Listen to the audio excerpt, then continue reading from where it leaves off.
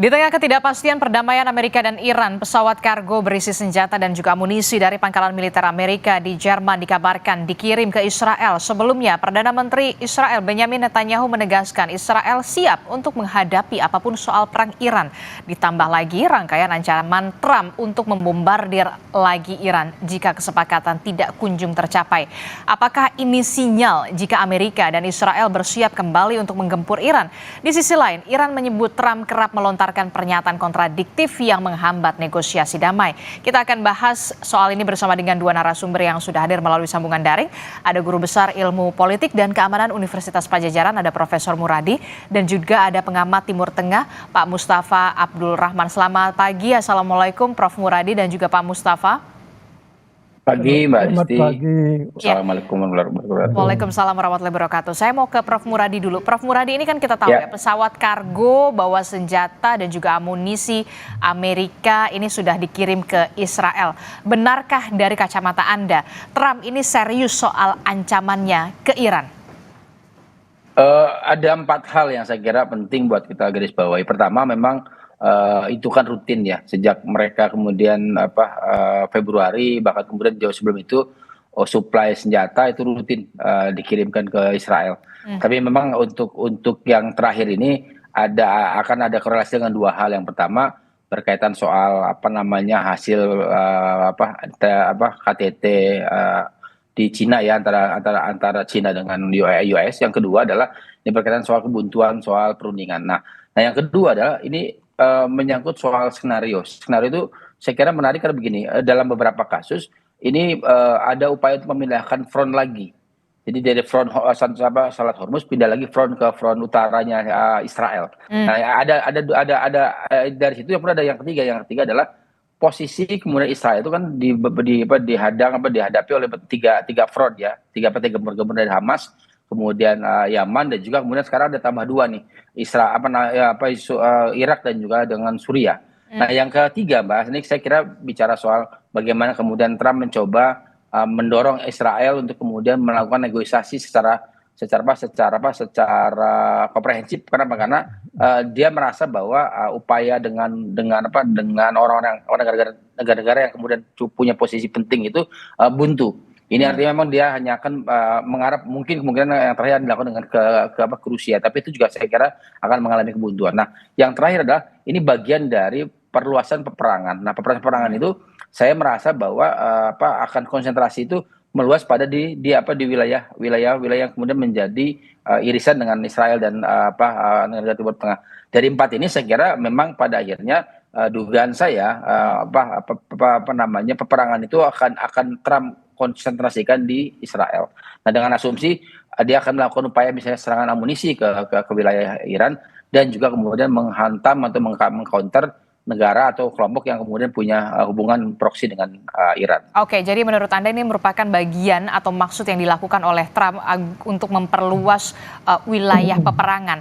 Apakah Anda juga membaca atau mencium gelagat Presiden Donald Trump ini putus asa dengan sikap Iran yang kemudian tidak mau menyerah, bahkan Trump sampai mengatakan pemerintah Amerika Serikat menyebut bahwa operasi militer ini sledgehammer?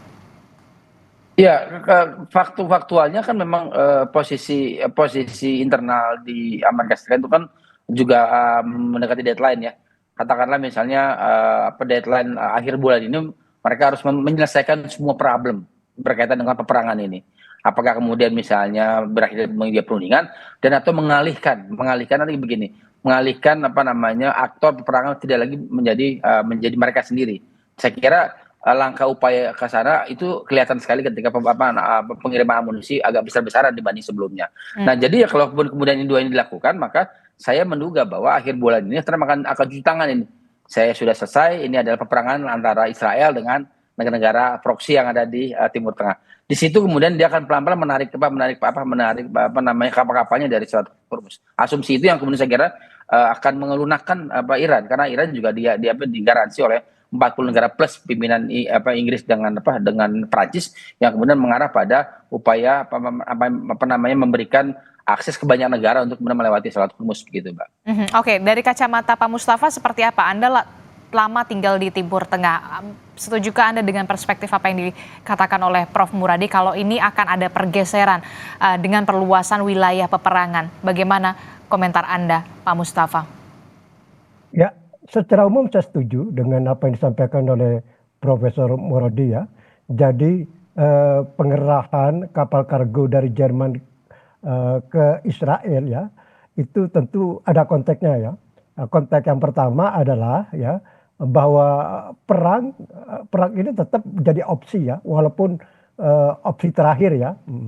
Kemudian mengapa ada pengerahan besar-besaran, dan menurut stasiun televisi Israel saluran 12 bahwa puluhan kapal kargo dan kapal pengisi bahan bakar Amerika ini sekarang sedang nongkrong, sedang berada di Bandara Udara Ben Gurion di Tel Aviv. Yang pertama, yang kedua ada di Bandara Ramun yang terletak di wilayah selatan Israel, dan puluhan kapal kargo dan kapal pengisi bahan bakar AS itu akan tetap berada di Israel sampai akhir tahun. Ini menurut stasiun televisi Israel saluran 12. Itu tentu tidak lepas dari beberapa perkembangan ya. Yang pertama adalah pasca pertemuan puncak Presiden Trump dengan Presiden China Xi Jinping yang hasilnya ya masih umum terkait dengan Iran, di mana Trump menganggap ini China tidak terlalu mencegah lah kalau Amerika melakukan serangan lagi ke Iran. Itu yang pertama. Yang kedua adalah mengapa sekarang Israel yang dipilih ya, tentu Trump ingin meringankan beban negara-negara kawasan Arab Teluk seperti Arab Saudi, Kuwait, Qatar, Uni Emirat yang sebelum ini selalu menjadi sasaran serangan Iran karena di situ tempat beradanya banyak pangkalan Amerika. Ke depan Amerika ini ingin meringankan beban negara-negara sehingga tidak terlalu menjadi sasaran serangan lagi. Maka sekarang akan dipusatkan di Israel. Israel bisa melawan Iran kalau misalnya terjadi serangan lagi ya. Dan kemudian juga yang ketiga juga ada lepas tadi sudah disinggung oleh Profesor Muradi bahwa perang ini bisa kalau terjadi bisa meluas, dan sekarang saja Israel itu sedang bertempur dengan Hizbullah di Lebanon, masih belum terus berlanjut ini walaupun secara resmi ada perang gencatan senjata selama 45 hari, tapi secara harian Israel sama Hizbullah ini masih terus bertempur ya, di mana sudah 20 tentara Israel tewas dan ini cukup berat, dan kemungkinan juga antisipasi misalnya perang ini meluas dengan milisi pro Iran di Irak, kemudian di Yaman, maka kemungkinan nanti Israel itu akan jadi serangan, maka Israel akan menjadi pusat penempatan senjata-senjata strategis Amerika, termasuk tadi sudah disebutkan saat ini adalah pesawat kargo Amerika dan pesawat pengisi bahan bakar Amerika, dan tidak menutup kemungkinan juga yang akan datang adalah juga pesawat tempur Amerika akan lebih banyak ditempatkan di Israel. Oke, ini yang kemudian menjadi pertanyaan saya selanjutnya adalah ketika memang ada pergeseran dipusatkan ke Israel begitu ya, Pak Mustafa, bagaimana kemudian pihak Iran begitu untuk bisa mempersiapkan segala sesuatunya, walaupun tadi kita lihat Arakci sudah mengatakan pernyataan dari pihak musuh dalam hal ini adalah Amerika Serikat, pernyataan yang kontradiktif dan juga retorika irasional. Ini tentu saja artinya semakin jauh negosiasi ini bisa mendapatkan wujud yang nyata. Menurut Anda seperti itu? Ya, Hotimul Anbiya ya, juru bicara Hotimul Anbiya. Hotimul Anbiya adalah juru bicara bersama pengawal revolusi Iran dan militer revolusi Iran. Memang kemarin ya hari Senin statementnya masih keras bahwa Iran bersiap menghadapi serangan baru Amerika dan Israel jika ini dipaksakan lagi ke Iran. Jadi bahkan beberapa hari terakhir ini para pejabat Iran juga mengungkapkan bahwa Iran belum menggunakan semua senjatanya loh. Oke.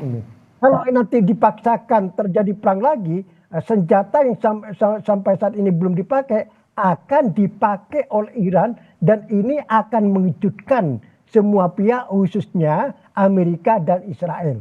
Artinya nada Iran ini masih keras dan masih tidak ada tanda-tanda menyerah dan siap segala sesuatunya untuk menghadapi perang baru yang dipaksakan lagi oleh Amerika dan Israel.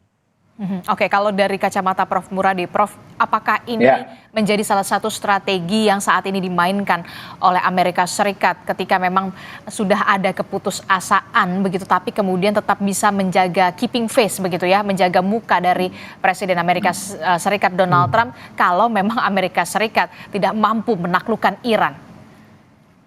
Ya, jadi kalau ngelihat dinamika di internal dalam negeri masing-masing ya, di Iran, di Israel dan juga di US, memang yang agak terdesak betul adalah di Iran, di Israel dan juga di Amerika Serikat. Israel itu bahkan mereka kekurangan pasukan pasukan organik ya, melalui wamil itu wajib militer yang kemudian ditolak oleh banyak kelompok ortodoks yang ada di sana.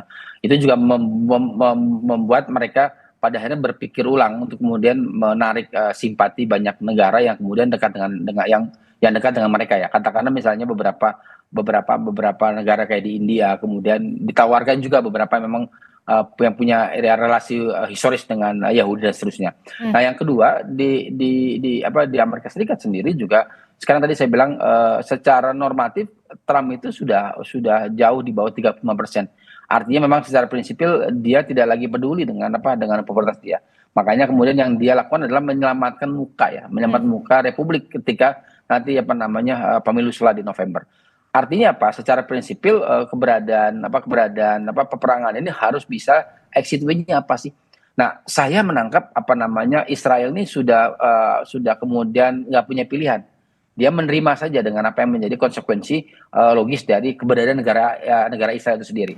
Nah, yang ketiga, Mbak, yang saya kira penting untuk digarisbawahi adalah upaya untuk menjaga, membangun daya tawar dan kemudian menekan Iran itu kan hampir mustahil dilakukan. Kenapa? Karena posisi Iran sendiri dalam konteks internasional kan artinya apa? Saya harus mengatakan bahwa mereka ada di atas US ya, baik sebagai negara bangsa maupun sebagai negara yang kemudian tidak hanya sekedar merespon.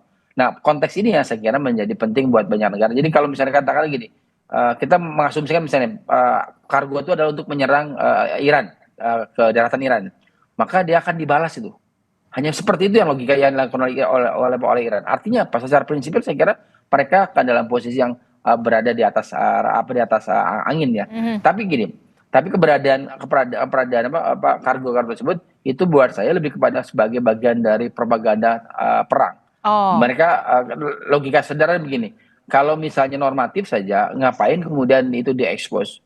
Kalau nggak untuk melakukan deterrence ya, membuat gentar lawan. Artinya sebenarnya ditargetkan memang sebenarnya bahwa ketika mereka mengekspos itu, maka ada upaya kemudian dari Amerika Serikat dan juga Israel untuk menekan bahwa kita siap perang lagi. Tapi sekali lagi saya bilang bahwa keberadaan peperangan ini akan dialihkan, digeser lagi ke era tahun lalu ketika peperangan itu hanya dibahas antara Israel dengan proksi-proksi yang ada di sekitar Israel tadi di Timur Tengah gitu, Mbak. Oke, jadi ini adalah exit strategi yang kemudian dimainkan oleh Presiden Amerika Serikat Donald Trump. Jangan sampai kemudian ini punya dampak negatif lebih panjang lagi bagi Amerika Serikat dalam hal ini adalah Donald Trump ketika sebentar lagi sudah ada pemilu sela di November 2026.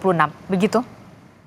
Secara prinsipil begitu, karena memang Donald Trump punya waktu sampai akhir bulan ini, karena sudah deadline habis kan tanggal 7 Mei kemarin ya. Jadi katakanlah sampai akhir bulan ini kalau tidak ada kemudian kejelasan peperangan ini selesai ya, atau peperangan ini kemudian tidak lagi dalam posisi pengerahan massa, pengerahan pasukan, maka saya kira mereka akan ada proses yang jauh lebih rumit di Kongres dan di Parlemen ya. Ini yang saya kira akan dihindari oleh Trump itu sendiri. Tapi kemudian apa namanya, saya kembali lagi, Trump ini kan secara karakteristik pemimpin agak unik ya. Dia kadang-kadang kemudian sedang tidur kemudian atau sedang di kamar mandi tiba-tiba ada ide, dia kemudian apa namanya posting di Twitternya dia gitu loh. Itu yang saya kira membuat kemudian situasi perundingan menjadi tidak ajak ya, tidak kemudian punya kejelasan. Makanya respon dari Iran saya kira normatif saja. Pokoknya kalau kalian begitu ya kami siap. Dan itu yang saya kira disampaikan Pak Mustafa tadi, keberadaan alutsista dari Teheran ini makin kuat sebenarnya, yang kemudian digunakan untuk kemudian menyerang balik ketika mereka diserang begitu, Mbak. Oke, saya mau ke Pak Mustafa. Pak Mustafa, akan ada perbedaan strategi begitu ya, penyerangan Israel dengan proksi-proksi yang ada di Iran begitu ya. Nah, bagaimana kemudian Iran merespon ini nantinya ketika ada perubahan-perubahan strategi semacam ini yang kemudian dilakukan oleh Amerika Serikat menyerahkan kepada Israel?